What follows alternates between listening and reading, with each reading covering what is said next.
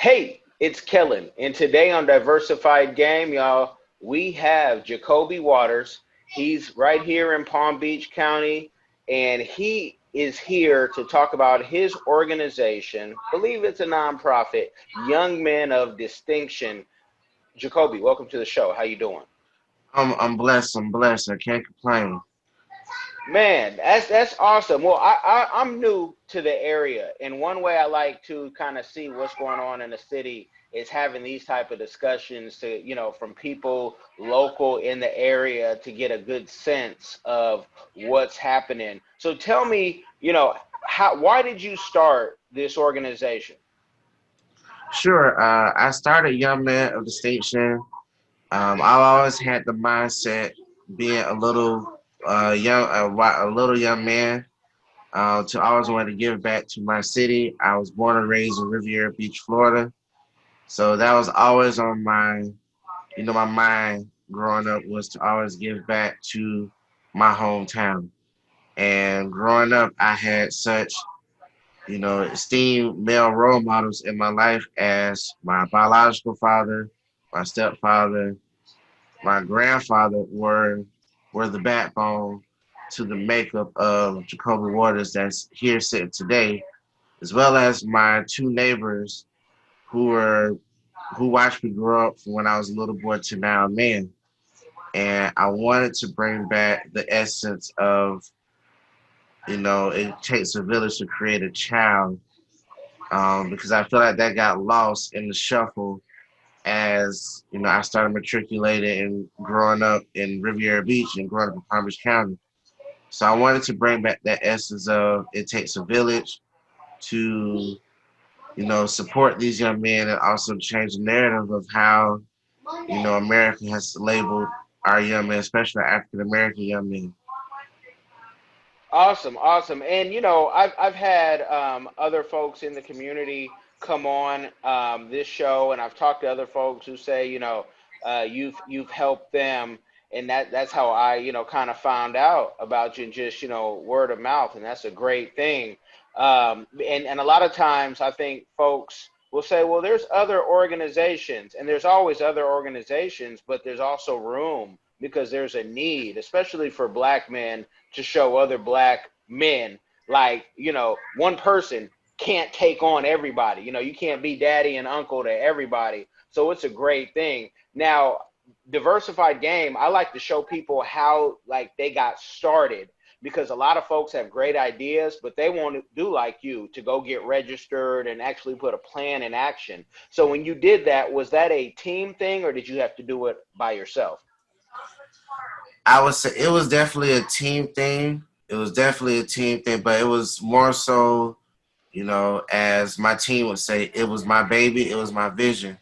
So I had to make sure I was the one driving the train to get us registered within the state of Florida, get it our 501c3, sit in countless meetings. I tell my young men in the group now, see, I have no idea how much behind the scenes work I do, but I do it for them. I do it. Because I want to make sure I set the tone and give them a brighter future ahead. Not saying I had a terrible life. It was more so of want to be able to navigate them and be able to give them a great foundation. Awesome. Awesome. With doing that, did you have to have a job, and do you still have like another job, and this is kind of your passion on the side, or were you able to quit everything and give this your full-time effort? I do still currently have a full time job as we're still a new organization. We were founded May 3rd of 2019, and I still have my full time job to help offset a lot of the costs when it comes to running the organization. But that is my dream is to be able to quit my full time job and do Young Man Distinction full time. So I consider Young Man Distinction. I don't consider it a full time job because I do it like a full time job, but it's more I do it. This is fun. Doing this is fun for me. Now, since you've started, last year prior to COVID, thank God, um, has the community, as far as the government, come in and said, hey, we have these RFPs or we have these grants, are you interested? Have you gotten that far yet? No, and that's I hit the payment and really try to do the best I can to get young men in the station out there, get the message across that we're here. We're here for the community. We're out here doing the work. Um, so that is something that we are trying to now like really just the elected officials really get behind us. Okay.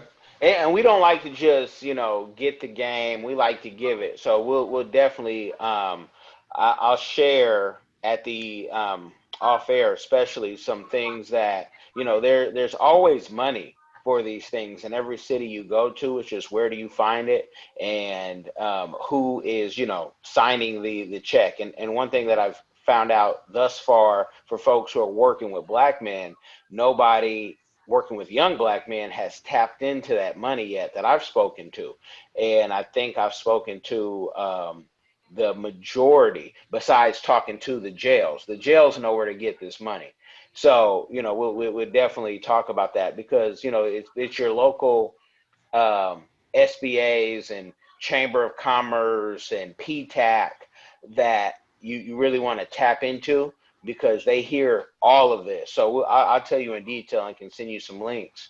But how many men, it being new, have you mentored? And I know you had a summit, so how big was that, and what was the point of the summit?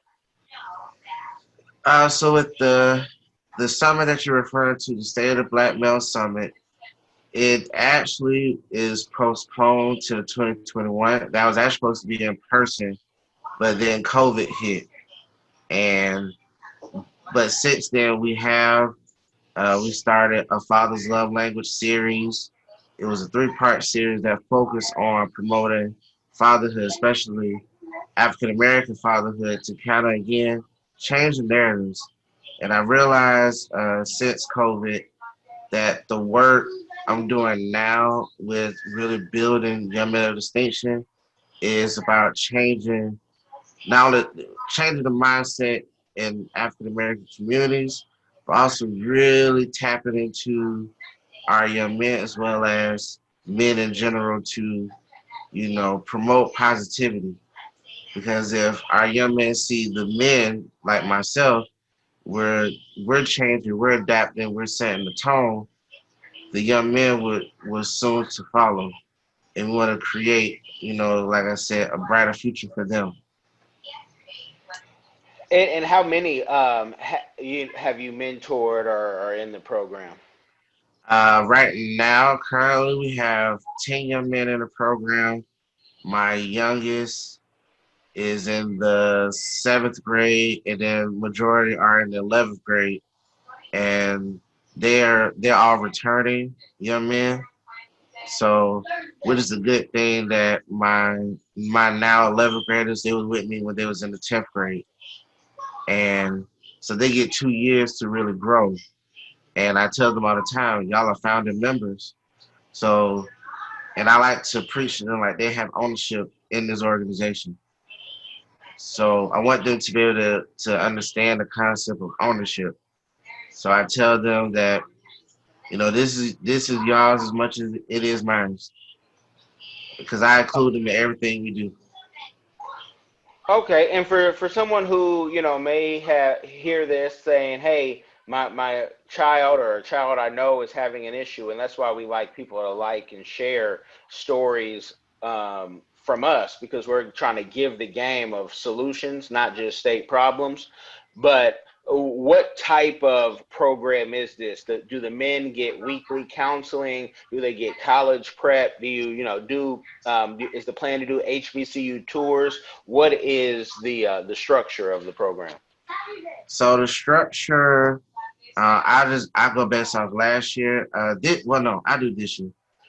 This year we're actually getting ready tomorrow, getting ready to wrap up an 8-week seminar, 8-week workshop that focused on mental health and trauma, and which that when I came up with the concept of that, it timed out perfectly, especially with COVID, what happened with George Floyd, Breonna Taylor. So it timed out perfectly, and I wanted them to see African American in this professional realm that are educated and well versed and knowing about mental health. So every week we had a mental health counselor with us during this process, during these 8 weeks. We focus on the art of being a gentleman, which that's a 6-week workshop where we really break down what it looks like to be the perfect gentleman, like how to treat a woman, how to respect your elders, how to dress for, learn how to dress, hygiene, especially last year, teaching them about hygiene and breaking it down to them. A lot of them was like they never heard how each particular thing works, especially when it came to deodorants. I told them a embarrassing story, which of my own, where I wore the wrong deodorant, and when I smelled myself, it wasn't a pretty sight. They laughed at me at my expense, but they understood when I broke it down to them. I had to make fun of myself, and they understood like, all right, I need to make sure I'm conscious of, I even told them about the toothbrush. I was like, you're all supposed to cover your toothbrush. It's like, for real? Yeah, there's a lot of germs and bacteria that floats in the air in the bathroom, and they couldn't believe it. So they, like I said, they really like took hold, especially the hygiene portion of that workshop.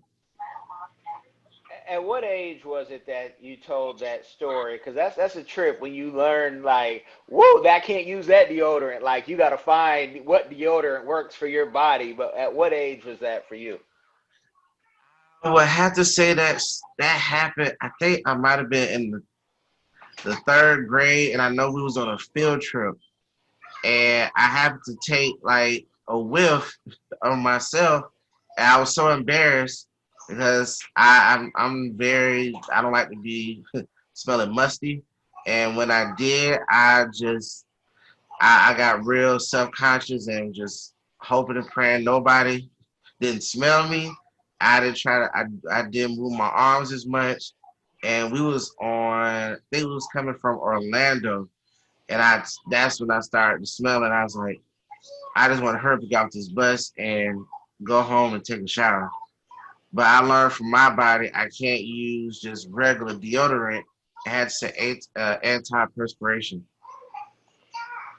Okay, okay. And I'm older than you, and so I mean I remember in the '80s. I mean, folks would they would roast you Hmm. all day, and but you wouldn't want to be musty again. But you have to find that deodorant that works for you. What I found works for me, and I still use to this day. I use a Secret, Women's Secret, because when I sweat and all that, it works. And a old young player had told me that. He said use the women's deodorant because it smells better. So when you get sweaty, and I mean, he had all the ladies.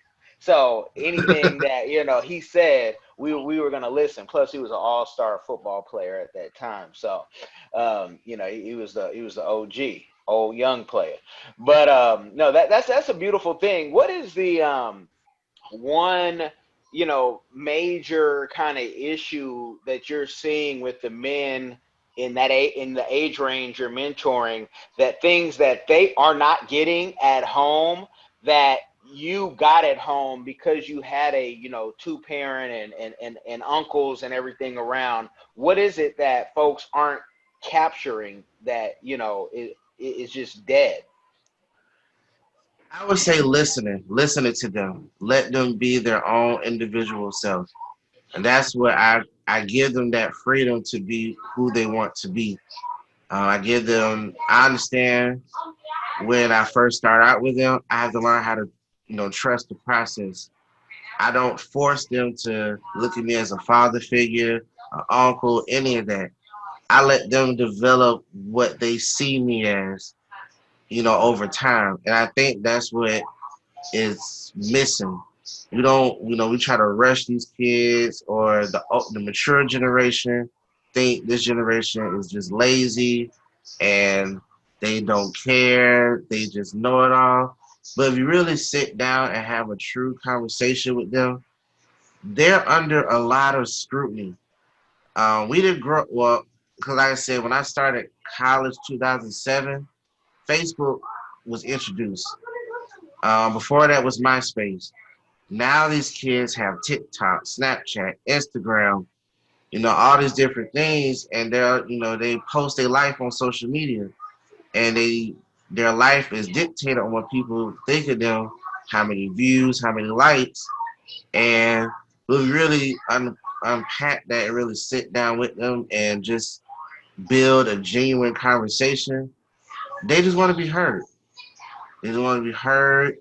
They just want to be their authentic self. And that's what I allowed them to be. I dealt with last year, a young man wanted to commit suicide. That was rough for me. But I was able to talk to him, and I even took, and I have a family of my own. But when I knew taking on this responsibility of starting Young Men of Distinction, I understand these are my sons. I would want nothing to happen to them. And I tell them all the time I love them. I pray for them every single day. Like I said, I let them hear me be vulnerable with them. And that's what, they appreciate my vulnerability, me being transparent. I hold nothing back. I'm an open book to them. So that's what I feel like we need to get back to with them, is just be open. Don't look at them as they're dumb and they don't want to learn. Just really sit there and listen. And whatever dreams they want to do, inspire them. They want to be, um, they want to be a doctor. Get them connected with somebody that's already in that field, and that we can walk him, plan his, a plan of action. All right, this is what you need to look out for. This, that, and third. That's what steps we need to take with them instead of trying to just dismiss them. Okay, and I knew you had kids, and I know somebody do not hit me up on the podcast saying, "Hey, I can hear the TV." That's Daddy trying to do an interview while also trying to do, homeschool or take care of the kids, because that you guys gonna have to work with that because it's a different time right now, and I got two kids, and I had to tell them during this interview. You didn't see it, but hey, I can pipe it down a little bit, because y'all supposed to be doing schoolwork anyway. But you say to listen, they want to be heard, and we know with all the social media, they want to be seen for sure. And I think the way they learn, just like me, I found out this year that I have dyslexia, but I'm a genius. But I suffered in school until I could get into college because I think different. I learn different, and you definitely have to teach people at their capacity. But do you think with all this social media, and if you don't know it, it's fine, have maybe they missed a step or matured in a step without getting the full concept, because kids do know a lot more because they can Google it right now. They can just Mm-hmm. Google whatnot. But at the same time, to Google doesn't give you the experience of what the clap or trick or another STD. You can see what it is, but you didn't get the experience of having to sit in the clinic with everybody else with your legs itching like they did at FAMU. I'm not gonna say they did that at Grambling, but they did it at every HBCU. The clinic is Ah, packed, right? all right. But I know FAMU. The Rattlers ain't just a folklore. The Rattlers is folks was rattling all right. So Uh, I'm gonna let that go because my me being a rattler, I'm gonna let it go for the sake of the interview. yeah, yeah, no, I mean, I would say it happened at every HBCU I've been to. I'm like, I see that clinic is gonna pop. early in the morning, because you're dealing with young people, and not just at HBCUs, at colleges. I went to a private other school for a short time too. You have the same issues, but do you think that maybe they've missed the step with all this social media? That like humility, have they learned to be humble? I'm just want to ask you. I would say social media took away from what I've experienced is their public speaking skills. Because a lot of my young men, I had to really work on them and how to speak, especially when we go on different distinguished events and we're like special guests and different people want to talk to them. It's like they get real, they get real shy, real like they go into a shell. But outside of that, they are the most livest group ever. But when they're around guests, they get real shy, real timid. They so that's something I had to learn how to build. Is they hide behind the keyboard. They portray one life on social media, but outside it, they are totally different. And that's what I tell them like they have to be mindful what they put on social media.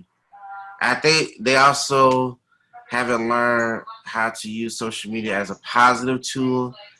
They've used it as a tool of, oh, my friend posted about guns, I'm gonna do the same thing. It's a copycat. I feel like it's a copycat league. And I've told them that, just be mindful what you put on social media because the police are out there looking. They survey social media and they'll pin things on you, especially being an African American.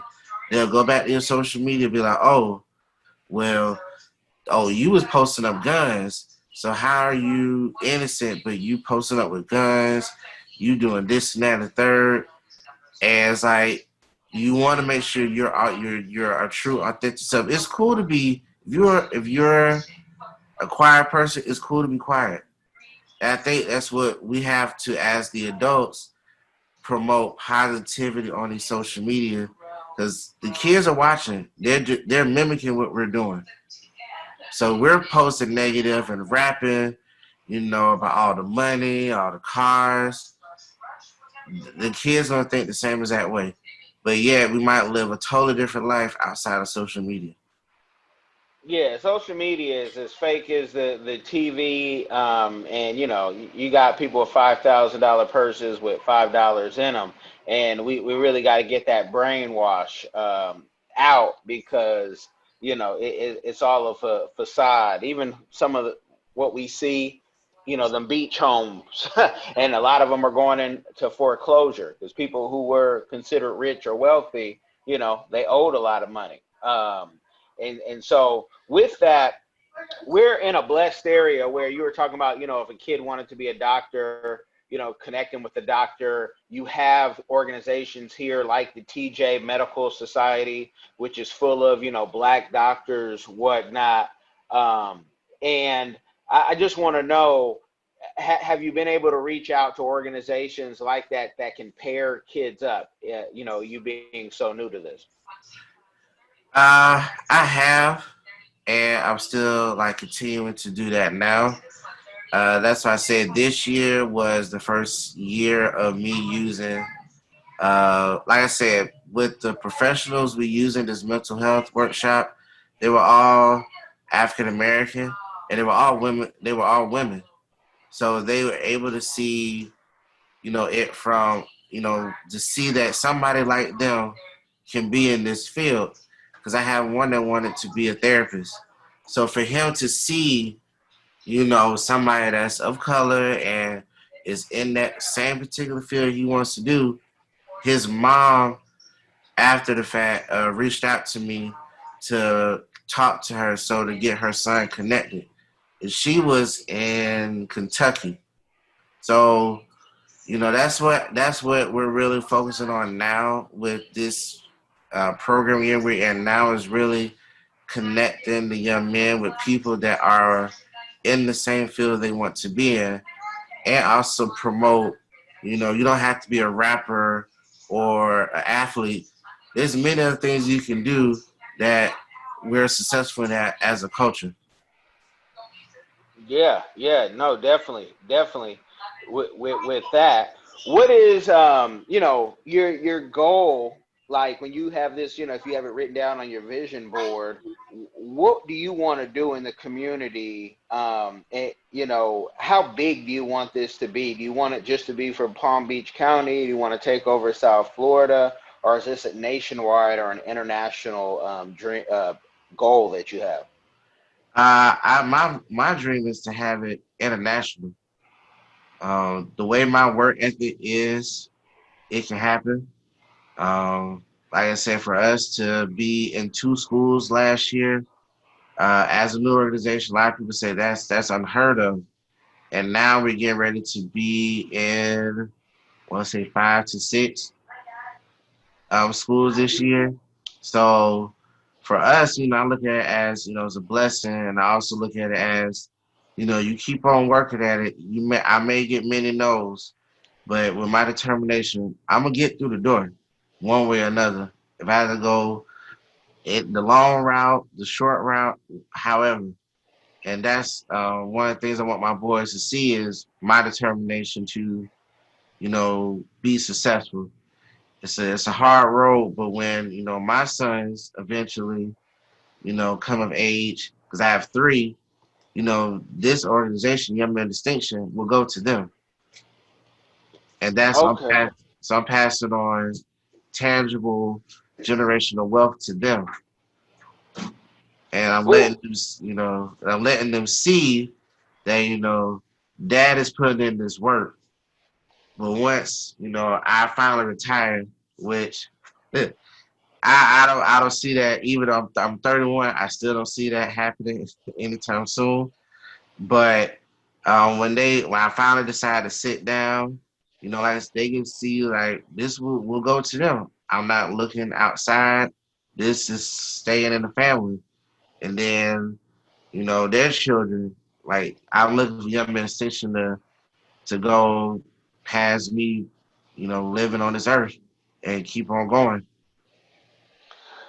and with going into the various schools, just in case somebody at a school is listening and they say, okay, he wants to go in more schools. Do the schools have to pay for that? Do the parents have to pay for that? Because I mean, you have a job, so at some point you got to pay to make this thing grow. People have to get paid so they can show up and do what they do. So if somebody's listening and say, I want that in my school, what does that take? Is there a minimum amount of kids? Is there a minimum amount of money? And where does it come from?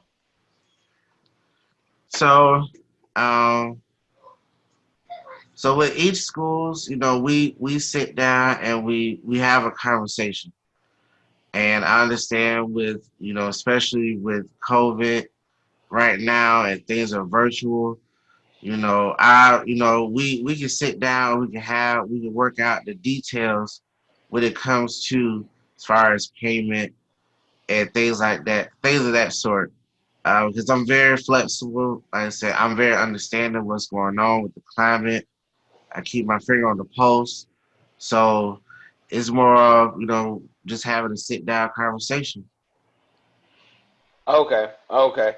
And I like to, put that out there because I'm really big on folks not lowballing me as an entrepreneur or other entrepreneurs or organizations because what you're doing. There's I've been part of the 100 Black Men, the NAACP for I'm coming from the West Coast. There's an organization called DADS that I still zoom in, and I'll zoom in today as long as things don't go haywire. And it's like there's ways that they need you as much as you need them. They actually need you more because without organizations like yours, the crime rate goes up. Hmm. And so they need to know. But one thing they need to know is, hey, don't lowball someone to say, hey, I give you, we got $5 a kid, where juvenile hall says, I got $50 a day for a kid.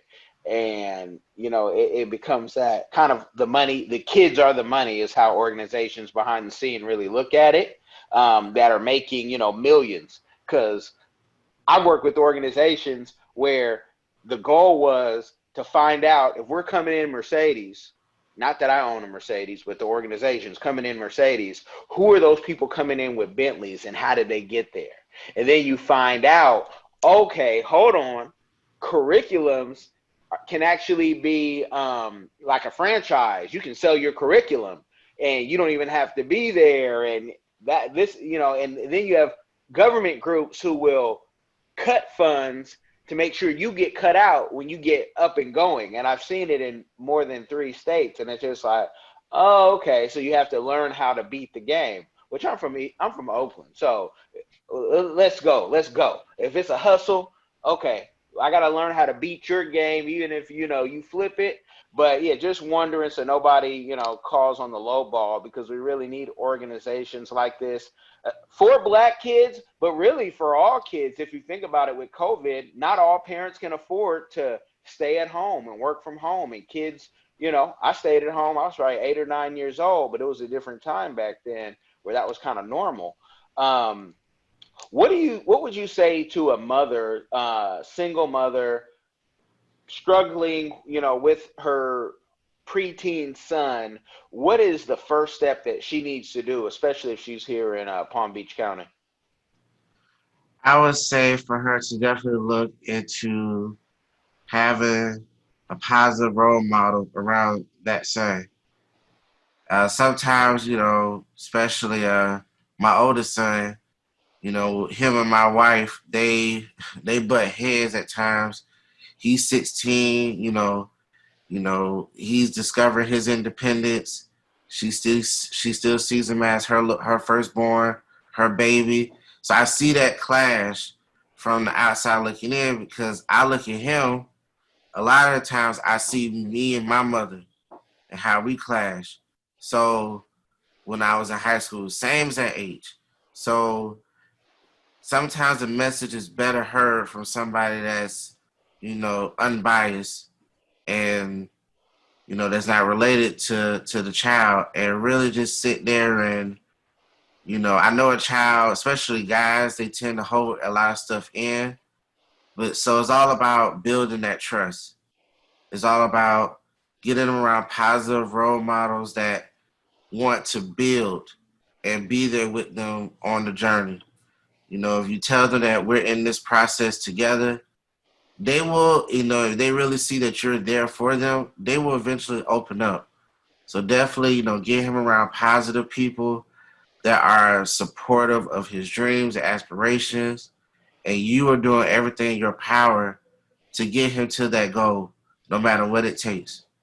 He has to see it and he has to feel it, that you're genuinely there for him. Okay, nah, that's beautiful. You're doing saint work, because there are 100 ways of getting $1 million or $10 million, and so you're doing saint work, and this is definitely work for the community. But I ask every guest, because you might have something else going on, so feel free to share. What is your community give back that you're doing, which you've talked all through this interview of, that you're doing or that you want to do in the future? There may be a branch off group or some other interests that are for the community, but what if so, do you have any? So actually, earlier this month, we've launched Gentlemen of Distinction, which is a spinoff of Young Men of Distinction. That's for my 18 and up men. And I would have to say that what really inspired me to do it was another organization in Texas that I'm very cool with the founder. It's called Total Men of Integrity. And, I sit on their meetings. They have weekly on Thursdays. And I was like, would that be cool to have something like that in Palm Beach County, where we have men, especially 18, that are just graduating high school. They don't know if they want to go to college, go to work, go to armed forces. They're at a crossroad. Even when you graduate college, you hit a crossroad. When I graduated college, I was at a crossroad when it came to the major I chose, what I was going to do. And I realized I ended up doing now. I'm doing my passion, which is totally different than what I majored in college, and which I majored in music. So I realized that either I'm passionate about music.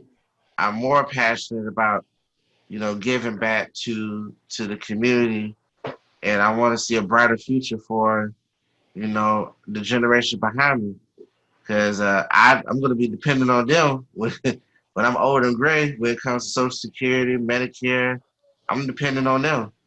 So why not set the foundation now, so when they get my age, they're doing the same thing we're doing. We're creating a new cycle. Okay, okay. And gentlemen of distinction, do are the men? Is that a nonprofit still, or do the men, have fees? How does that work?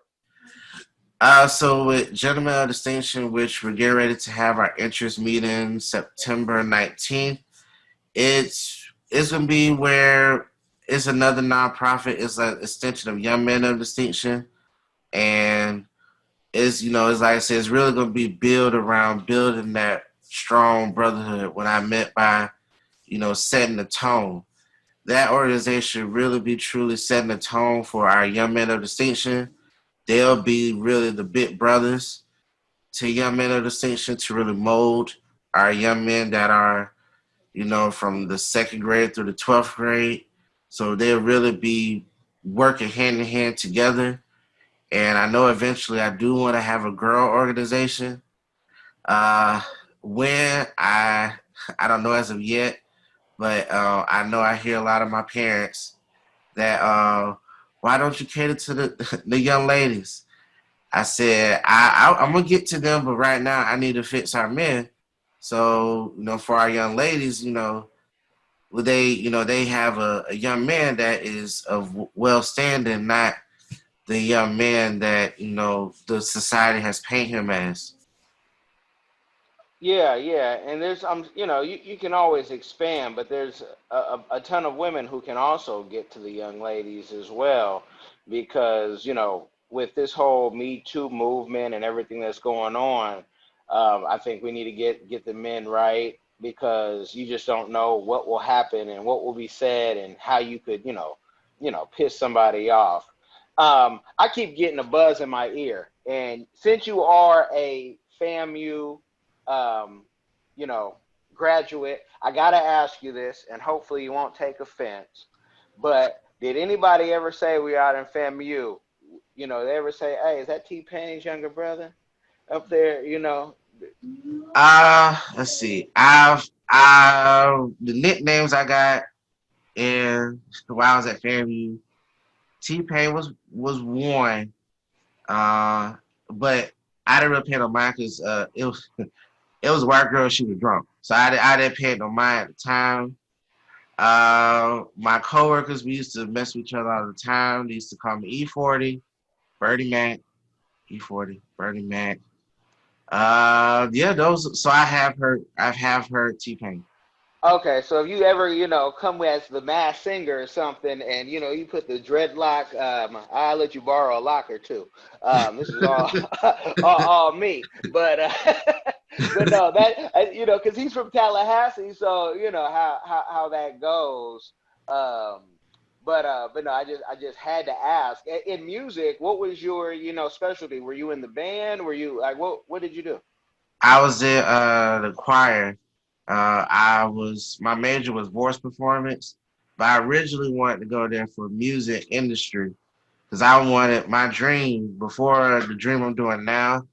My ultimate dream was to always own my own record company independently, and I took from the blueprint of Master P, which how he was independent, but I wanted to be where not only we were the record label, we was also distribution. So big labels would have to come to us to distribute music. But this is way before I knew streaming was gonna come into play. So that was always my mindset as a child. I knew in the 6th grade I wanted to major in music. And like I said, I was one of those, I say, rare breed of children that knew what they wanted to do.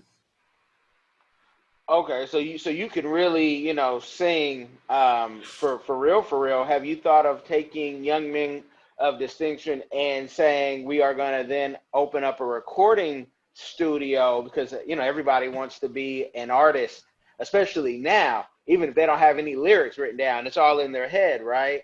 But to Uh, say my nonprofit is going to open up the studio, and I say that because in Richmond, California, Chevron actually sponsored. I mean, we grew up just knowing this, that Chevron paid for basically the PAL, the police program's studio. So you could mhm. come in the studio, but because, it was the police, you were going to come correct, and they had their own rules and regulation.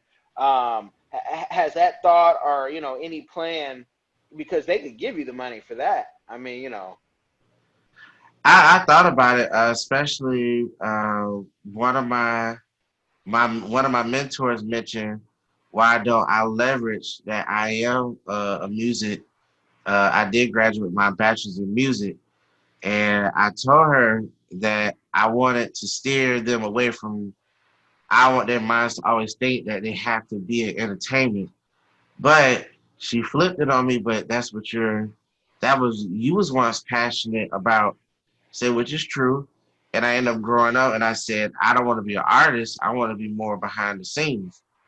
So one day I took her advice I did a session, and I let the guys, we just did like just a powwow. And I had a few guys that love music. And I played the sample of a song, and I played the original. And I said, this is called sampling. They was like, they sat there, all was like, that's where that song comes from? Yeah. Then I went into more about the behind the scenes of music, because I still, even though I'm a young man distinction, I'm still a student when it comes to music. I still learn like behind the scenes. If one day I do decide to do it, then it'll just be something added on to my legacy. But I still stay connected to music some type of way. So that is something that I would consider, is open up a recording studio, but really teaching them the behind the scenes of business first versus them really just being an artist. They can be an artist, but make sure when they sign or they do things independently, they know exactly the ins and outs. yeah, because the real money is behind the scenes anyway. Because the artist is gonna, it's cop and blow. So the real money is behind the scenes. And my wife had told me something, and I started in music as a journalist, and then it just, from journalism, learning how the magazines got distributed and learning how the labels and doing press junkets.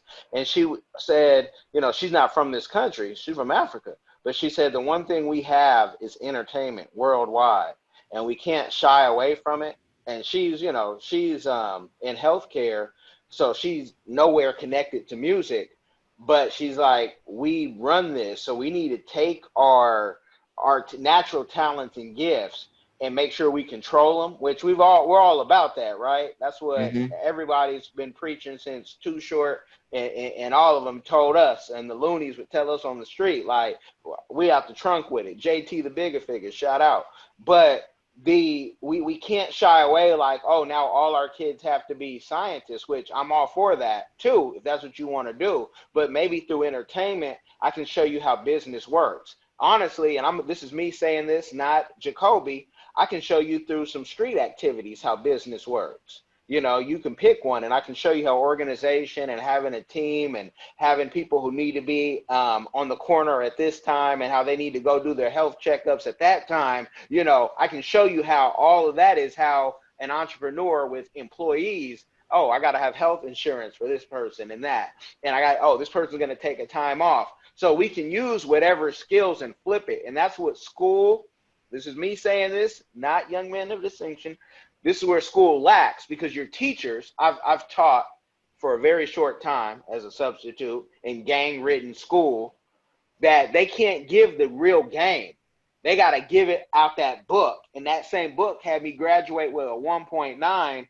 And only by the grace of God, a good mother, and a fast 40 could I even go to school to improve that and get on the president's list. So it's the way that they're being taught. Like you had alluded, listen to them because they're not stupid. They're really smart. It's just how you put that energy. And I've worked with kids for almost a decade, especially going through school and even in grad school and beyond. And it's like, man, kids are sharp, but you got to listen to them. At the same time, they got to know, when to humble themselves. So I can see that because you got knowledge that other people in this area don't in music. And it only takes one song for somebody's life, and they can put on their people, and you have money to, do what you need to do on a global, international level. But I don't want to give them a game overload, brother. So let them know how you like to be contacted if they want, more information, and I'll make sure your links are in the description box. Sure, they can contact us first at our website at youngmenofdistinction.org.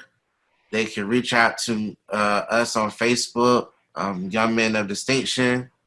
On Instagram, we are at Young Men of Distinction 19. Our email is gentlemenofd@gmail.com. You either can reach out to my personal Facebook, which is Jacoby D. Waters. I do answer. I'm very responsive. So as soon as my phone or notification lights up, I respond right away. So that's how you can reach out to us.